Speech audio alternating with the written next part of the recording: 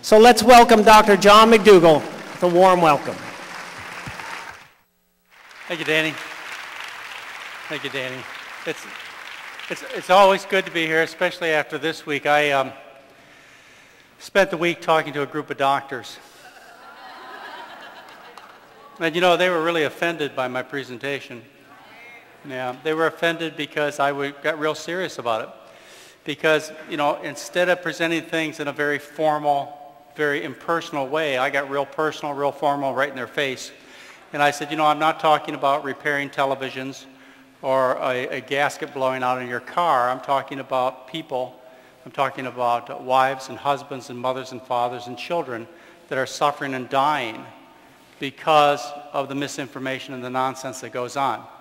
They actually allowed a doctor to speak at this particular conference I was at to speak about the advantages of eating lots of meat and lots of protein. Yes, and I said, that will not stand. I will do everything I can to discredit this man publicly, but professionally and politely, and I did. He had a tough week, let me tell you. So, to be here is a pleasure because, you know, I feel like I'm among friends, to say the least, to be here. But who knows? If you'd like to be challenging, that's fine too. I enjoy that. It's just, I get a little frustrated with some of my colleagues because they just somehow can't see the urgency of getting this straightened out. And the evidence is overwhelming, and what I'd like to do with you today is share with you some of the evidence that I ask you to look at as well as them. Can we have the first slide, please? Okay, what does Mark Twain tell us? He tells us the truth is mighty and will prevail. There's nothing the matter with this except for it ain't so. And isn't that the state of the world today? Isn't that the way it is? Can you absolutely believe that your friends and relatives believe and follow a practice of eating pork rinds for good health? You know, if you'd asked me 15 years ago if this could have ever happened, that we'd have a society, in fact, a whole world that believes that good health comes from eating as much meat, as much dairy as you can possibly stuff in your face, I'd have told you were crazy. As a matter of fact, I remember a conversation I had with my book publisher, which was Penguin at that time. They're Penguin Putnam now. It was back in the late 80s. They said to me, McDougall, we want you to change your style of writing. We think high-protein diets are going to be popular here in the very near future. And so we'd like you to start writing high-protein diet books. And I says, I bet you think I'm just writing books and I really don't believe what I say. They said, look, you're of the 80s and the high-protein diet guys are of the 90s. Face it. And I laughed at them. I said it could never happen. Why? Because the truth is the truth and the science is solid. That these diets are dangerous and the right kind of diet for people to eat is a plant-based diet. I never believed such a thing could happen. I was wrong. Obviously wrong. But hopefully it will change soon. Hopefully the truth will prevail. Over half of the U.S. population is either on a low-carb diet, has tried a low-carb diet, or plans to be on a low-carb diet. Now you understand what I mean by carbs. I'm talking about carbohydrates are plant foods. Meat has no carbohydrate in it. Carbohydrates are starches, vegetables, and fruits. And get used to that word. Starch means plant, whole plant food. It means carbohydrate. It's a better term, more scientific term than complex carbohydrate. Starch really is the term that you ought to be thinking about when you think about what you should be eating. Don't think about starch as thinking it's something that you're going to stiffen your shirts with. Starch is the scientific word for carbohydrate. The Atkins diet has gotten to the point where TGIF Fridays advertised up until last week. I just checked their website. You won't find it now. But they advertised up until last week their Atkins approved menu. They still have this up there. They still tell you you can order Atkins approved meals, which is a sizzling New York strip steak, or another choice is a bunless burger made with 2 patties of beef. But the thing that is so concerning is this. They ended the menu with the following statements. They said, this not only helps you lose weight, but reduces risk factors associated with serious diseases, including diabetes and heart disease. That's right. Now, I know why they took it down, because they are either going to get sued or they were worried about getting sued, and they should be sued. with that kind of irresponsible discussion, to say that you can, essentially that message is you can prevent heart disease and diabetes by eating globs of meat. And it's just the opposite. And people will die hearing that kind of message. It's gotten so bad that Burpee's Peas, you know the seed seller Burpee?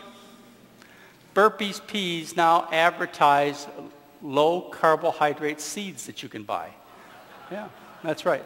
Our creator made a mistake by putting carbohydrate in the plants, I guess, because Burpee's is trying to correct that and telling you you can order actual seeds that will grow low carbohydrate plants, which is complete nonsense.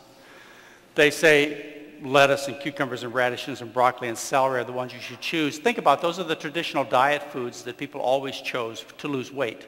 And you avoid onions and green peas and parsnips and winter squash. What nonsense. Plant foods contain carbohydrates. Here are some of the percentages. Of the calories that are present in plant foods, this amount of calories is from carbohydrate. For example, beans 72%, carrots 92%, whereas meat has virtually no carbohydrate. That means beef, chicken, fish, lobster, 0. Cheese, about 2% of the calories are carbohydrate. So when you are talking about a low carbohydrate meal plan, you are talking about avoiding plant foods and instead focusing on animal foods. That's the message. And so I may mention carbohydrate, I may mention plant foods, but you interchange the two because you know how they are associated now.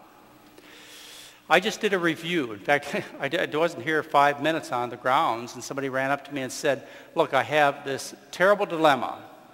My friends are telling me that the Atkins diet is good for them because the Atkins diet not only causes people to lose weight, but their cholesterol gets better, their triglycerides get better, their blood sugar gets better.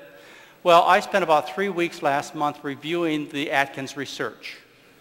And Atkins has a bit of research. After all, it's a $100 million a year business, and he has a research fund that has millions of dollars dedicated to Atkins research. So you would expect research, and of course you would expect it to favor Atkins. But the truth of the matter is, when you look at the scientific studies, and I reviewed them all, and they're all there for you to look at. If you go to my website and you look at the May 2004 newsletter, you can go through this. Anybody says to you, the Atkins diet is so wonderful, the science proves it, you say, well, here, look at this evaluation of the science. And I guarantee you, you will find nobody who will find fault with what I said. They may not like it, but they won't find fault with it. If you look at the studies, for example, on weight loss, what you find is the two long-term studies, those are 12-month studies, shows the Atkins diet doesn't do any better than a low-fat diet. Now you say to yourself, low-fat diet, I know what that means. That's like Ornish recommends, or McDougall, or Pritikin. That's a low-fat diet. No, that's not what a low-fat diet is. In their minds, because they want to deceive you, a low-fat diet is actually 30% fat. The diet I recommend is around 7% fat because that's what our creator put into the food. Okay? Potatoes are around 1% fat, corn's around 10% fat, rice is around 8% fat, oranges are around 4% fat. You add it all together, and nature and our food made our food in such a way that it's about 7% fat. But when you read the headlines in the paper and the studies, what you say is when they compare the Atkins diet with a low-fat diet, the Atkins diet wins out. They never compared the Atkins diet with a low-fat diet. They compared it with the American diet. Let me give you a specific example. There's a researcher by the name of Samaya that did a study at the Veterans Hospital. He started out with a group of veterans, and their diet was 33% fat. The goal on the diet, the low-fat diet, was 30% fat. At the end of the study, the people in the experimental group on the low-fat diet were eating 33% fat. So where's the low-fat diet? It's fraud. It's deceit. They're lying to the public. Same thing with improving lipids. Yes, it lowers triglycerides, but no, it doesn't lower cholesterol. As a matter of fact, it raises cholesterol, it raises bad cholesterol. The reason you get any good results at all because of the Atkins diet is because of its underlying mechanism. And by the way, I got this published this year in March in Mayo Clinic Proceedings, a respected medical journal. I got this particular statement published in an article I wrote about the Atkins diet for all doctors to read. The way the Atkins diet works is this. If you read any of the papers, what you find is people who are on this diet, They go into a state known as ketosis.